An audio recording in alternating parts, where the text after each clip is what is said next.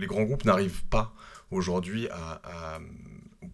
une bonne partie des grands groupes, évidemment, il y en a qui ont ça dans le sang et qui ont toujours eu ça dans le sang, mais même des Google qui travaillent là-dessus, même des Microsoft, on le voit, sont à la peine sur un certain nombre de choses. Ils n'arrivent pas à suivre le rythme de l'innovation pour pas mal de raisons. J'y reviendrai un peu tout à l'heure, mais il y a des freins clairement organisationnels, des freins juridiques, une peur, une crainte de se planter, comme tous les entrepreneurs ont à un certain moment, un manque d'idées assez clair et surtout vraiment une philosophie très conservatrice parce que on fonctionne par hub. Il faut voir que, alors il doit y avoir pas mal d'entrepreneurs, et si certains d'entre vous n'ont pas créé d'entreprise, il y a un paradigme qui est totalement différent entre mes interlocuteurs par exemple de l'AFP et moi et mes associés aujourd'hui, c'est que quand on crée une start-up, tu le disais très bien, mais on travaille de manière très horizontale, on fait tout. On fait de la com, on fait du droit, on fait de la logistique, on fait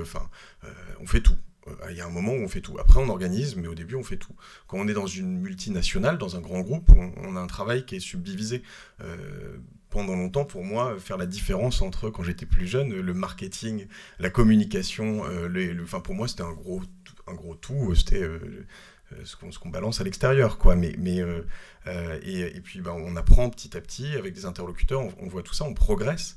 Mais c'est aussi vraiment une force. C'est-à-dire qu'on n'a pas de crainte. On se dit, moi j'y connais rien en droit, tant pis, j'essaye, je me plante, j'apprends, ah bah tiens, ok, je prends un procès, je perds, je gagne, très bien, je comprends, je m'entoure, j'ai un avocat, voilà, donc c'est assez intéressant.